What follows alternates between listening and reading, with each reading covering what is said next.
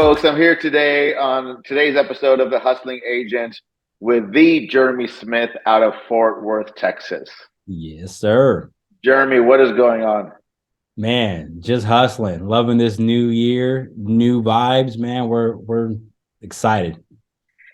And for our viewers and listeners, this is actually just take two. I restarted because I wasn't sure of the city. I was making fun of us Californians not knowing anything about the rest of the country. But I can do that with Jeremy because he's from California. Why don't you give everybody the quick origin story before we jump into it? Yeah, so second time in real estate. Started first time in SoCal in 2003. Didn't last long. Got out in '06 when the market crashed there in the high desert. So for those of you familiar with Hesperia and Victorville, that's where I was. Went to the railroad, did that for almost 10 years, got back in real estate here in Texas in 2000, got licensed in 15, but started working in 16. First year back in the business with that full-time job, closed 41 transactions, left the job. Oh, you were Second, working at the railroad, for the railroad, and doing deals, and still did 41 deals. yes, sir. Okay, keep on going. That's Yeah, fucking crazy. 41. That was 2016. Then I resigned from my career at the railroad, and everybody thought I was absolutely crazy for doing that. And 2017 closed 78 transactions, first time ever grossing over 500,000. And Woo! That feels good, baby. Come on. it was Yeah. it was nice. It was nice. It was. I mean, I tell you what, I was shocked when I had to write that tax check, though. Yeah. Even in Texas. Yeah. Yeah, Don't complain to me about that. Go ahead. Yeah. yeah. So now my wife is part of the business. My daughter, she's our COO. My daughter is a licensed real estate agent with us, and we've got a small team that it's growing here in the Dallas Fort Worth Metroplex, and yeah, man, that's us in a nutshell. So, we could talk about the same old stuff like team stuff and business, but we're having another conversation, and I think that it'll be fun to go there. So, real quick, if you're listening or if you're watching, and you got a deal to send Jeremy in Fort Worth, or an agent that wants to join his organization out there with EXP and greater area out there, then hit him up. Jeremy, what's a good way for people to reach you? And we'll say it now, then we'll say it again at the end. Yeah, for sure. So you can reach me on email at info@smichteamdfw.com, or you can hit me up on the cell 760-713-7267. And yes, I still have that California phone number. Yeah, he does. And you can hit him up on Instagram, Facebook, all those places. Oh yeah, which yeah. is where we're gonna talk about. I've had the opportunity to work with Jeremy as a coach for what, a year and a half? Yeah, about a little bit over a year. Dude, great time, and something that we're always all working on, and Jeremy implemented quickly. So I'm curious about that journey for him. Was content, blasting content. So just so everybody gets a better feeling for like your content strategy, drop it on us, bro. Man, it's like the Germans when they went into war. It's just blitzkrieg, man. Just it's like get everything I can out there, but of course it's got to make sense, right? So just trying to push out purposeful, intentional content that actually is relevant in today's market. I do a market update every week in my farm area, and also like a month video, month over month video in that area as well. And so I'm always looking at the data. And I saw something for the Metroplex the other day, and I posted these stats on Facebook and got some good comments, which sparked some conversation, which led to more video content to create. So just relevant stuff, just data-driven stuff that the consumers need to know, that is 100% honest. Like that's one thing that I think is valuable. And I've watched some of my other buddies that have done really well creating content, and it's just genuine, honest stuff, without any agenda, right? Without any agenda, like telling people the truth. I mean, right now the market kind of sucks for sellers where we're at, and they need to know that. I mean, it's not good to sugarcoat it and try to make it seem like it's something that it's not, so people take an action that may not be best for them. So that's another part of that content is making sure it's accurate and genuine. Yeah. So I think another great word to describe it is authentic, Authentic, yeah. right? Like people want, coming from me, the AI guy, people want the authentic connection because the personality and that authenticity you cannot manufacture, Right. right? So speaking of genuine and all that, how do you do that? How do you not like what's like your angle to not go at it the common way that most people do? Man, like for me, whenever and this is kind of answer a question, but it also kind of answers some other things. For me, when I create content and I'm looking at a camera, right, just talking, I always envision one of my best friends. Like I know Solid. this dude, he always like he's been inspired by real estate and he's kind of been in and out of the real estate industry. And his name's Brandon. And so whenever I'm in front of that camera, I just act like I'm talking to Brandon. Like, what would I tell my buddy? We've been friends since we were 13 years old, so we're very close and I can be very open and honest with him. And I want the best for him and he wants the best for me, so I just envision Brandon sitting there in front of that camera. And even when I'm, taking notes and gathering data for the content, I'm thinking of what would I tell Brandon? What would I tell him? Of course, I'm not going to lie to him. I don't care if he buys a home or not, right? I just want him to do what's best for him and his family because I love him. So that's kind of my trick, to keep it authentic and speak easy is just act like I'm talking to him. Dude, love that. That's solid. Let's talk about like your setup and what you're shooting with and all that. Because I know you got some toys, right?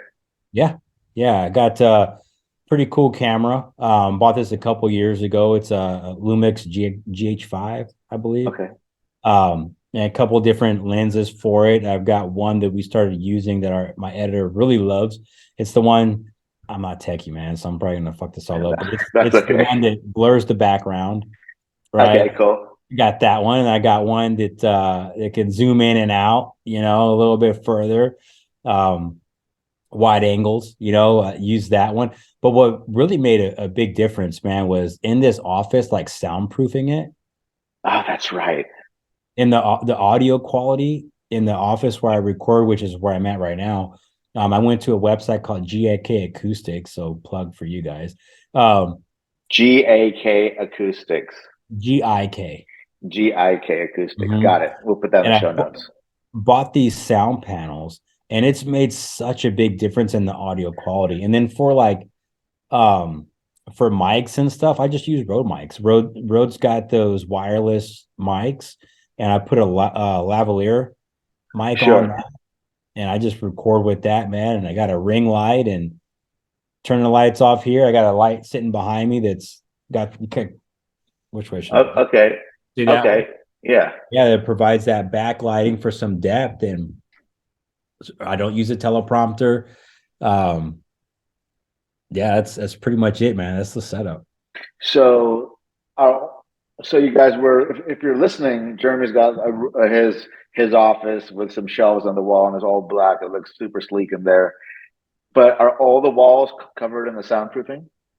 No, no, they're just panels. I've got a Oh, panel. panels. I've got a panel on the ceiling. I've got two panels on this wall right here next to me, and I've got two panels in front of me. And they're Got they're it. movable. They're just on stands. So Oh, yeah, so it's really cool. So if I'm recording at this location, I could put those panels facing me. And then because my office is pretty big, so if I were to be at my other desk, I just turn those panels around and I could record at that desk and it blocks sound. wow. Yeah. So for those of you listening and viewing, I'm not a fan of my sound right now. I think Jeremy sounds great. So I'm in my big office room at my house that is just lots of walls still, right, and the hardwood floor. So great. So you got the setup. I like it. You have like more gear than me, and I want to buy gear, right? Because my guy has all the gear. And I was saying, um, I was talking to Chris Lindahl. I don't know if you know him or not, but he's a big agent out in Minneapolis and owns a big business out there. And he showed me like his home studio, and it's like legit looks like the news. And I was like, dude, I got my computer mic or my AirPods on and my Logitech camera on my MacBook. What kind of computer do you use for the content? Max. MacBook, Yeah, yeah. I'm same. on a MacBook right now, and then I've got a iMac for my main computer. But man, all I do is record this stuff and then upload it to the to Google Drive and then turn it over to the editor. And the editor's overseas, Mm-hmm. Filipino, right? In the Philippines, yeah. Yeah, love him. Absolutely. Love him. His content's good. He's a good dude. His name's Al Jamar. So shout out to you, Al Jamar. Shout Please. out. But no, he's great, man. He's fast. He's funny.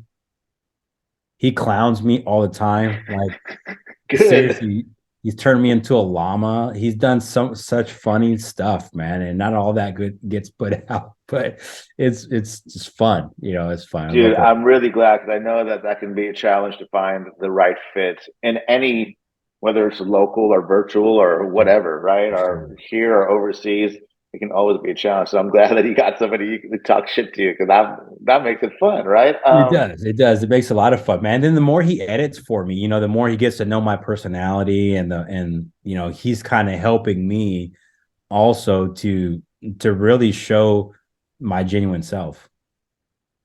Got it. So let me ask you, what about platforms?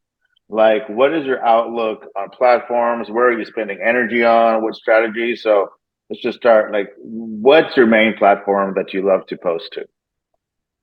Video content, man, it's probably going to be YouTube. I mean, I Okay, love posting YouTube because I can do a full video there, right? And we're still growing this YouTube channel. We got a long way to go, but I just love the thumbnails and the keyword search. All the stuff, the analytics that go into YouTube. But right now, like I'll create a video and then Aljamar will cut it up into 1 minute and sometimes 3 minute clips. And so we're posting those on Instagram Reels, YouTube Shorts, TikTok, and sometimes Facebook. gotta hit that Facebook Reels up though too, bro. Every day, it's just another place. You just Yeah. gotta hit it. So you guys do the short form video. How many, like per month? One a day, or one during the weekdays, or what? I would say we probably average about 15 to 20 a month. Okay, good. And which platform have you been getting the most love on? That's a good one. Like for me, it's the clear winner is Instagram. Yeah. Yeah. That's what I was going to Uh, say. It was a battle between Instagram and YouTube, but I would say probably Instagram. so YouTube, what do you have? One channel or two channels? So I've got two. I've got one channel that is for, agents, really, agent Like the hustling attraction. agent. What's it called? It's called Living an Epic Life in Real Estate. Kind of a long Love name. that name. Living an Uh, epic life in real estate. Follow it for everybody. yeah. Living an epic life in real estate. And then you got another one. Yeah. And then the other one is just it's called Living in Fort Worth with Jeremy Smith. And that is the consumer facing site. Sweet. Yeah. And how many subscribers are on the consumer facing side? It's almost 500, 491. Love it. How about on the other side?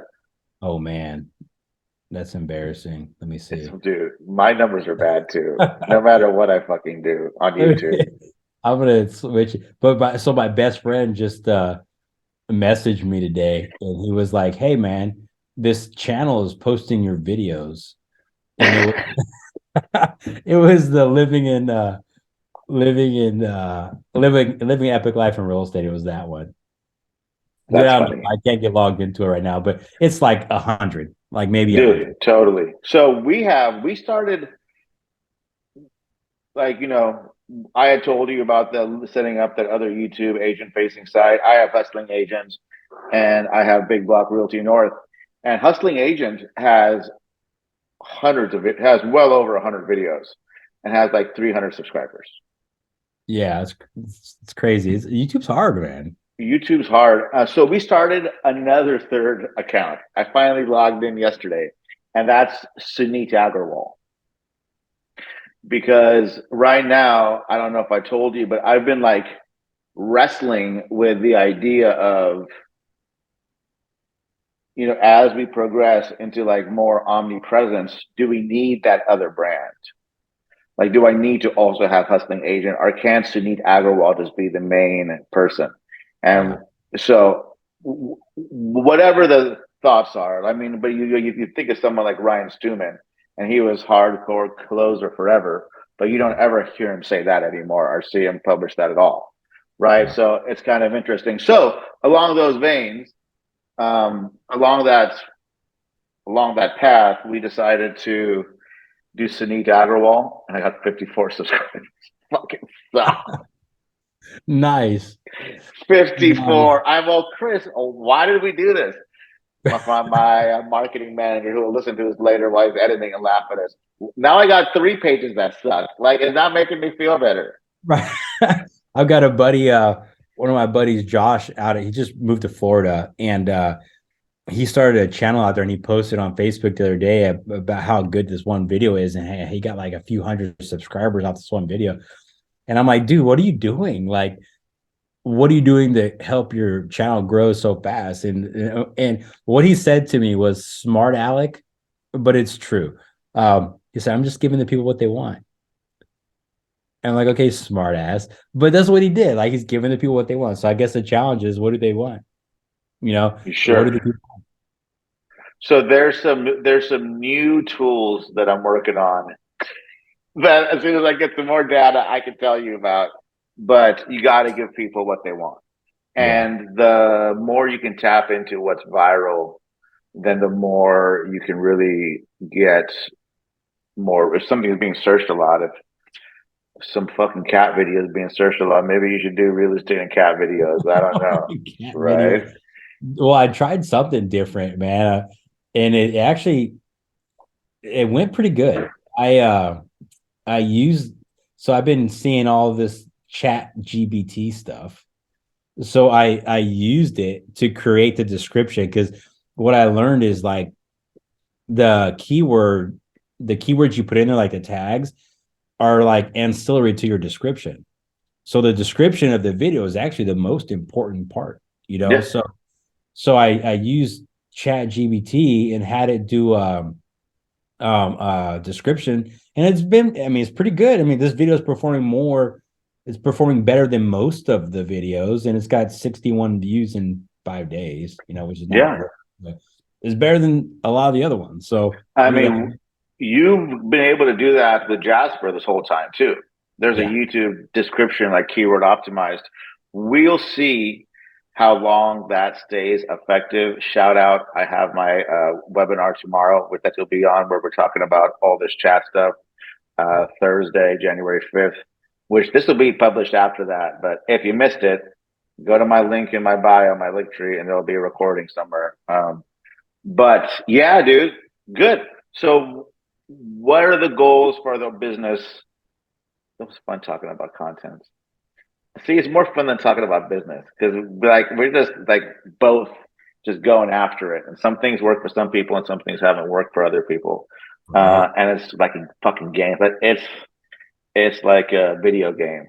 Dude, so I decided yesterday I was going to create this video. Like, I have a different perspective than most people do on what's happening in the market. And I've been really holding back, like giving my opinion. And I think I'm scared to be wrong, right? Like, what are your predictions? Well, anybody's prediction is just a fucking prediction. Like, nobody actually knows. We can just say, hey, we think this is going to happen, right? And For so sure. I've been really holding back on giving that opinion, because I know that chances are it's going to be wrong, So I'm like, well, I'm not going to give it, right? Because who knows? It's just a fucking guess. But then I'm like, okay, well, listen to what Josh said. He's like, give the people what they want. Well, people want to know what you think, you know? And so now I'm gathering my data so that I can support my opinion with it in the next video I make. It's going to be what my opinion is. Like, what is my prediction for 2023 with the real estate market? And a lot of it is going to go on the topic of are have home prices leveled out? And that's what people keep saying. Home prices have leveled out. They're leveling out. They're leveling out. And I 100% disagree with that. And so I'm excited to create that video. And I think that that's some, Awesome.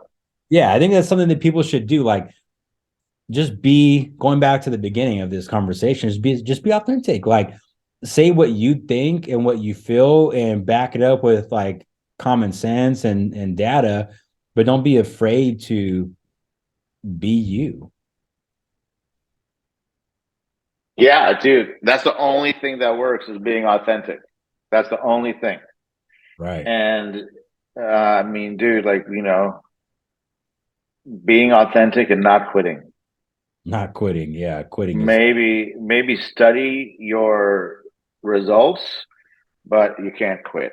I mean, we were both talking about having a fucking hell of a time with YouTube, and I've luckily gained like 45,000 Instagram followers in the last 6 months by just fucking posting every day. yeah. Yeah. It's the And it's consistency. Yeah, and I do it myself. I could have someone do it on that page, but I do it myself. So I have that connection. And it Yeah. finally hit and it continues to hit. And I still get about 1,000 followers a week. So Do you ever get into a place where you're like, I just don't like, I'm at a block? Like, I guess I would call it like writer's block or something where you're like, I lack creativity right now. I don't know what to say. yep, every day. How do you overcome that? Because I find Come myself to my webinar tomorrow and I'll show you. all right. And I'll show you. Use the tools, Yeah. right? Talking about being viral. Like there's no shortage of topics out there. I mean, we've recorded so many videos that maybe, especially in the real estate space, I don't think there's any fucking topics left. Yeah. Yeah. They've all been talked about at Like I nauseam. think that we've talked like my team, I've talked about every real estate topic that I can. Besides like air rights and shit. But we still do it, man. We just gotta keep on getting topics. But also like in this content game, like I also think that blogs are valuable, written blogs, and that I think that your email copy is super valuable too. So something that's we've been doing lately, especially in our email campaign, where we used to depend on the videos to where we used to have the videos send out the information. Now I'm okay with some written emails, just straight copy. And I think that everybody should be good with that. Right. Good. So to wrap things up, dude, like what's the plan for the year? Man, staying consistent. A couple things. One, staying consistent. Two, being mindful of the people that you're surrounding yourself with.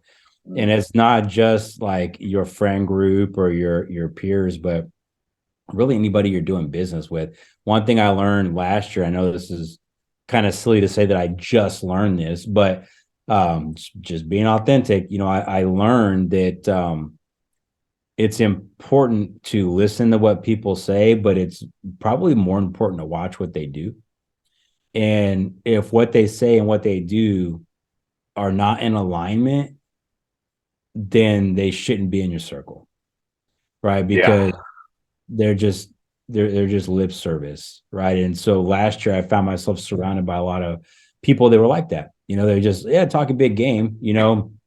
So making sure that we're surrounded by the right people, the right energy, staying consistent, being bold, being bold and going out there and taking risks and failing as quickly as possible and remembering that every failure and every win has a lesson to it.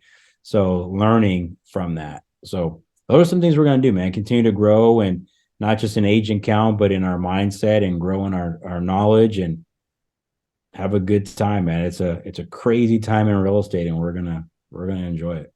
Dude, yes. Once again, tell people how they can reach you, brother. Yeah, guys, for sure. Instagram, TikTok, and Facebook. You can find me on there. Just search Jeremy Smith Realtor Fort Worth. I'll come up. There's a lot of Jeremy Smiths, but there's only one of me here in the Metroplex that I know of.